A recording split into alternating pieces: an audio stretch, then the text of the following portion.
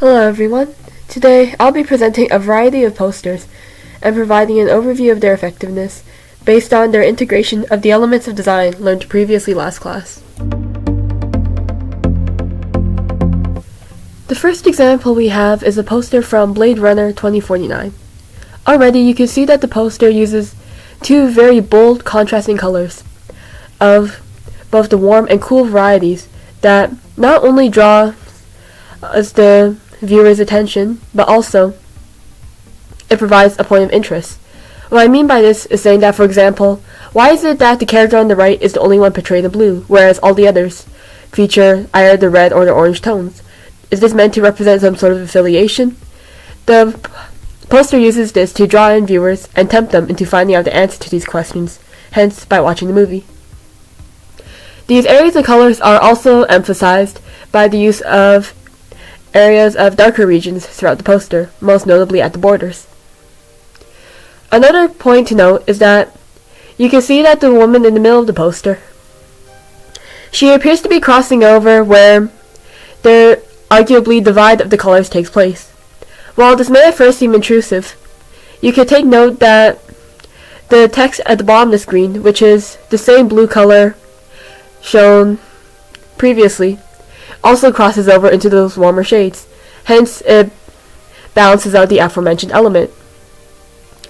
While this may seem purely coincidental, in truth, if these two elements were not integrated, the poster may appear too segmented or may appear halved if all of the warm elements were solely isolated to one side and all the cooler ones on the other. Secondly, another very prominent use or element in this poster is the idea of lines. Very dynamic lines that add perspective. As you can see where they're angled particularly near the characters, it offers a point of view or a depth that would otherwise be absent. And that the title itself even, as you can see, includes two horizontal lines that contrast those of the rest of the poster. And then finally there is the use of spacer size, most notably just that you can see the two characters in the back of the poster.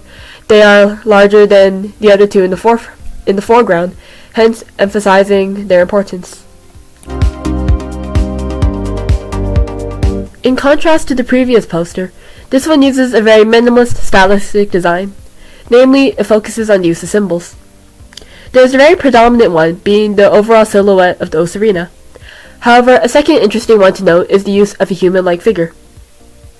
While there is one who is the same shade as the rest of the background, there is also a second one that can be seen that is of a lighter shade of green. If only one of the figures was present, it might draw too much of the eye's attention to that section of the poster. However, if both were of the same darker shade of green, then the eye might not particularly know where to focus. So as such, by having one be a lighter shade so that it blends more into the lighter green background, and then one having be a darker shade that's more prominent, it instead provides more of a layering effect. Secondly, there's also the use of contrast via lines. As you can see, there are the golden yellow sort of lines that ultimately mimic the appearance of sunlight.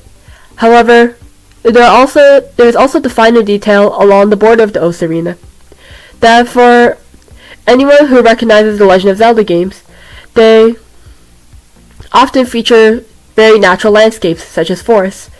So as such, the border of the ocarina pays homage to this by mimicking this sort of appearance of a foliage-like texture.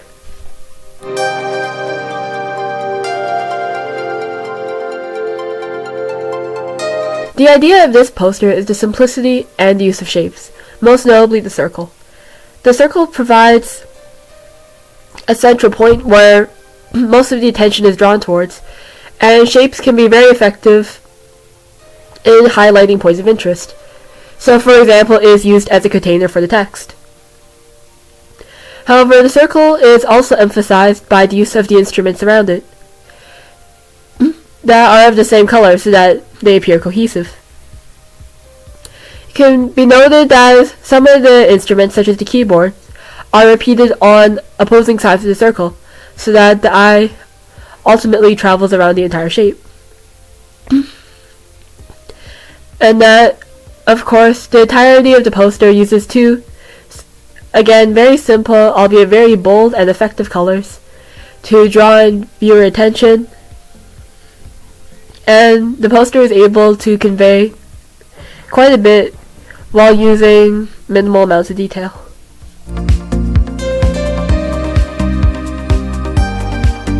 Continuing with the idea of simplicity, this poster uses very few elements, albeit in a very impactful manner. In addition to the idea of the bold colors that have been discussed previously, this poster uses a single but a very powerful image, most notably the image of the Heinz ketchup bottle, that has instead been manipulated in a way that the bottle appears to be composed of tomato slices with tomato leaves at the top. Given what the Heinz ketchup the overall message is trying to convey is that it's trying to portray itself as a very organic, very healthy, very natural product. Hence, instead of appearing as a plasticized synthetic bottle, it appears to be trying to adopt a more natural appearance.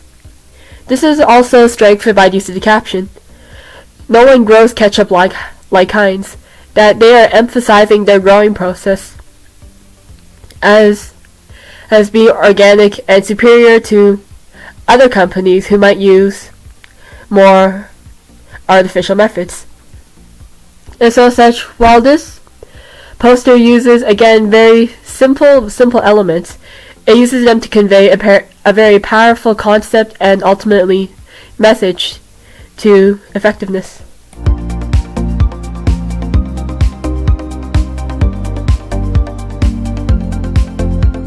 Now, this ad is one that differs a bit from the ones previously shown.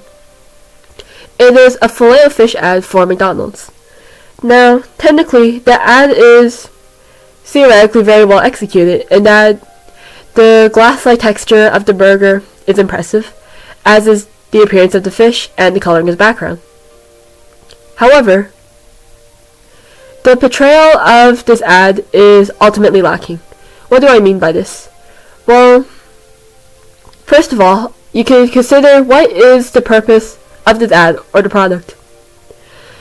The ultimate idea that they're trying to market is the aspect that this Filet-O-Fish burger is something that is fresh and that you would want to purchase to ultimately eat. However, in this ad, they portrayed a goldfish being inside the burger. Now, for anyone who has ever owned a pet fish before, be it goldfish, guppy, etc., is your first thought to want to say, take that pet of yours, add some tartar sauce, and would you like to eat your pet? Because ultimately, that is, personally to me, what this ad is conveying. Is that not only is this species of fish incorrect, but also the appearance of the burger itself being made out of a synthetic material is ultimately rather unappetizing. And so, the idea of this poster is that while it is possible to have a product that is technically brilliant, what still needs to be taken into consideration is the target audience.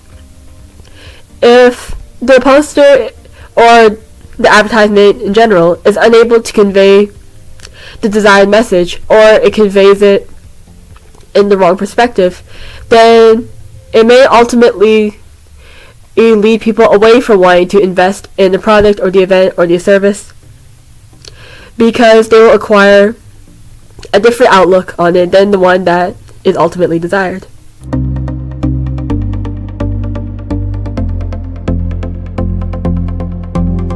In conclusion, these are a few of the many artistic portrayals that a poster can assume.